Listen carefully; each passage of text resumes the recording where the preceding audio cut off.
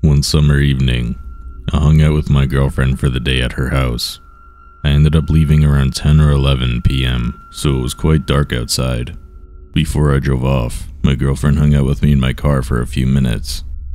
No, my car was an early 90s Dodge sedan, which didn't have automatic locks. When my girlfriend stepped out of my car, she did not lock the door again. I drove off, and instead of taking the back road home like I usually did, I decided to take the main road. Since it was late, there wasn't many cars out. However, there was a lady standing next to a bus stop. She was pacing around in a circle. I got the sense that she was anxious or nervous about something. When she saw my car, she flagged me down. I pulled over and reached over to roll down the window. That's when I noticed the door wasn't locked. And before I could do anything, the lady opened the passenger door and took a seat. I was surprised by this, but I didn't feel like this lady was a threat. She was white with blonde hair, and probably in her late 30s to early 40s. I ask her if she's okay or if she needs help.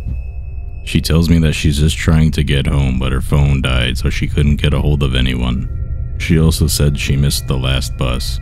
This sounded plausible to me, and since she didn't seem threatening and she was already in my car, I offered to drive her home. I start driving up the main road and ask her for directions to her place. We drove for maybe about 2 minutes when she told me to turn into a residential neighborhood. As we're driving through here, she started talking to me non-stop. She said to me, "Thank you so much for stopping. Not everyone is as nice as you. You're really cute, you know that? Your car is super awesome too."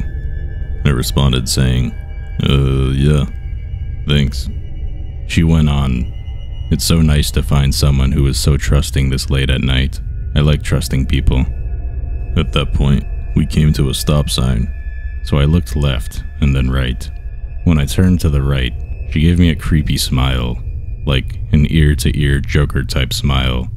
I also noticed for the first time that her pupils were very dilated and darting around all over the place. At this point, I finally started to realize that picking up a strange woman late at night who may be on drugs perhaps was not the best idea. I started to think of ways to get her out of the car, but I also didn't want to be rude. I was young and dumb. Before I could think of anything though, she asked me for my phone so she could give her friend a call and let them know that she was coming home. I lied to her and said I didn't have a phone. I was then struck with a feeling of dread because my phone's ringer was set to the max, and any notification or message would reveal my lie. Just my luck, a moment later, someone texted me and my phone went off. She says, "I thought you didn't have a phone." I thought I left it at home. I don't appreciate being lied to." She trailed off as if she had more to say. I started to get really nervous at this point. We were deep into this neighborhood, but it was really dark. I needed to get this lady out now. She then points up the road and tells me to take a right at the next stop sign.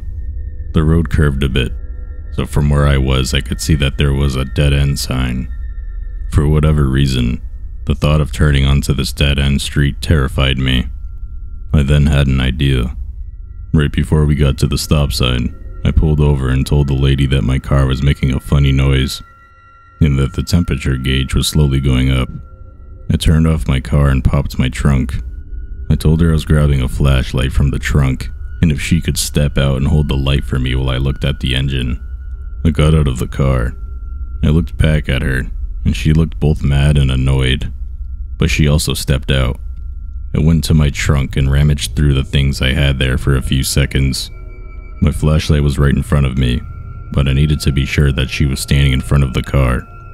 Once she was there, I closed my trunk and started walking to the front of the car with my flashlight. My heart was pounding, but I knew I had to keep my voice steady. I gave her the flashlight, and then I said something like, "Oops, I forgot to pop open the hood. Let me do that real quick." I got back in my car and I popped the hood. At the same time though, I turned the car back on and threw it into reverse. The lady just stood there, staring at me. Once I had enough distance, I put the car back in drive and drove straight past her. She was standing near a streetlight, so I got one last good look at her. I noticed she was also holding a knife of some sort in her hand. There was also a large man that stepped out of the shadows and stood next to her. At first I thought she might be getting attacked, but then they walked away together. I know that this was 100% my fault. It was stupid of me to let her get in my car, and even more stupid for me to agree to drive her home. I don't know why she didn't try to attack me earlier. I don't know if they were looking to simply carjack me, or do something worse.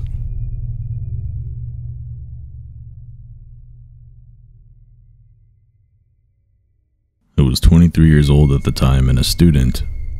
I was living alone in a small apartment complex not too far away from my school. I've never liked living alone. I was also afraid of the dark. However, I always felt safe in my little apartment. It only had one way to get in, and you needed to unlock 2 doors to get inside. The main front door to the building, and the door to my apartment. I also used to have a few lights on even at night, and my laptop was usually playing some movie until I fell asleep. I always locked my door, except this one time. One weekend, I was out drinking with my friends, and when I was going home I ended up sharing a taxi with a random guy that was going to the same area as me. We both jumped out of the taxi outside my place and talked for a little while.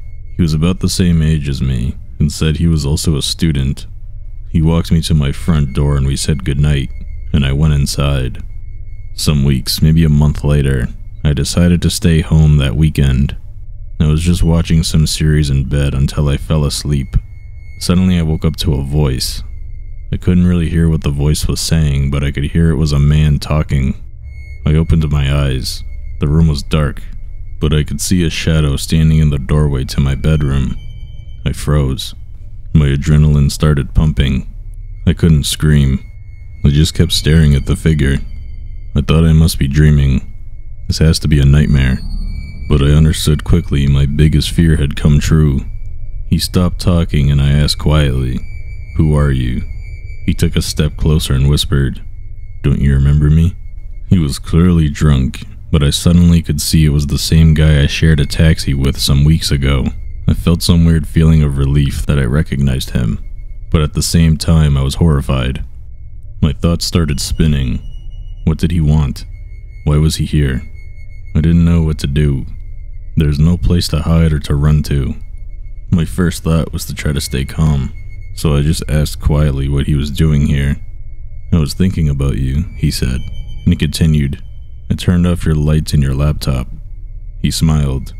I kept looking at him. I was still in my bed.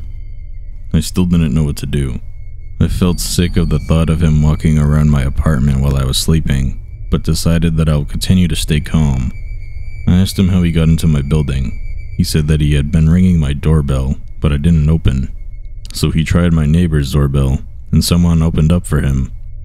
He also went into my neighbor's apartment, but realized it wasn't mine. He then saw my name at the door and went in.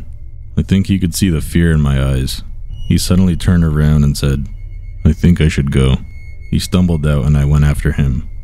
Right before he left, he said, "You should really lock your door." I shut the door in his face and locked it. I went back to bed and cried. I couldn't sleep for the rest of the night. I never called the police, but I told my friends the next day.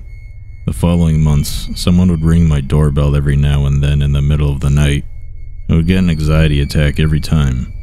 I never opened up, but I had a feeling it could be him. I never saw the guy again.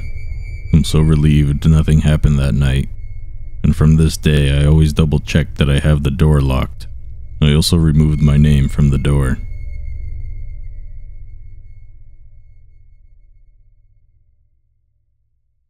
A couple of years ago, my husband and I took a trip to Yosemite.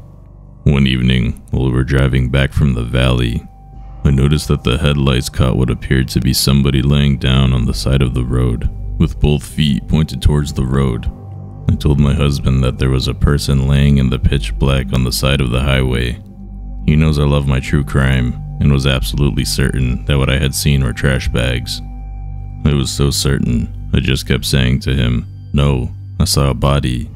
I know that was a person." We made our way back to the hotel, and as we were about to park, my husband looked over at me and said, "You're really sure about this, aren't you?" "Do you want me to go back?" I was desperate, so I said yes. As we drove by again, I saw the feet of the body. I had my husband turn the car back around and yelled at him to stop the car. He rolled down his window and said, "Are you okay?" There was no answer. He said it one more time, even louder. "Are you okay?" Suddenly, a woman dressed in all black sat up. She was wearing a nice black down jacket, black pants, and had her purse with 3 water bottles. Her makeup was done nicely, and she seemed very sweet. I could tell my husband was absolutely shocked. I asked her where she was headed. She said that she was trying to get to the Chevron station up the road, and that her mom was going to meet her there to pick her up. I knew something weird was going on, because where we found her, the Chevron station was still another 7 miles away.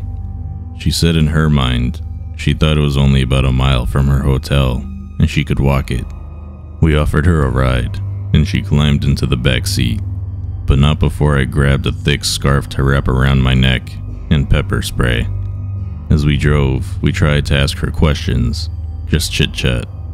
I asked why she was lying on the side of the road. She said that she had gotten tired of walking and just laid down, ready to give up. It was winter, and she had no hat or gloves with her. I could tell she was very fragile. Once we arrived at the Chevron station, she thanked us. Then she got out of the car and sat on a bench in front of the closed Chevron station store. We offered to stay with her until her mom arrived, but she said she'd be fine. I reminded her that there was no cell reception in the area and triple-checked that she didn't want us to wait with her. We drove back to our hotel and noticed there were now 2 police cars in the parking lot. They were not there the first time we arrived back from the valley that evening. I told my husband I knew they had to be there for that woman. I calmly walked over to one of the cars and asked if they were looking for a missing woman. The officer told me that they were, and asked if I'd seen her. I explained the situation and that I really felt like the woman had something very bad happen to her. He thanked us for picking her up and giving her a ride. He couldn't tell me what had happened, but thought her leaving and going somewhere else was a smart choice. I asked that he go check on her at the Chevron station just to make sure that she was okay, and that her mom did finally arrive. I'm realizing that whatever happened was at the same hotel we were staying at.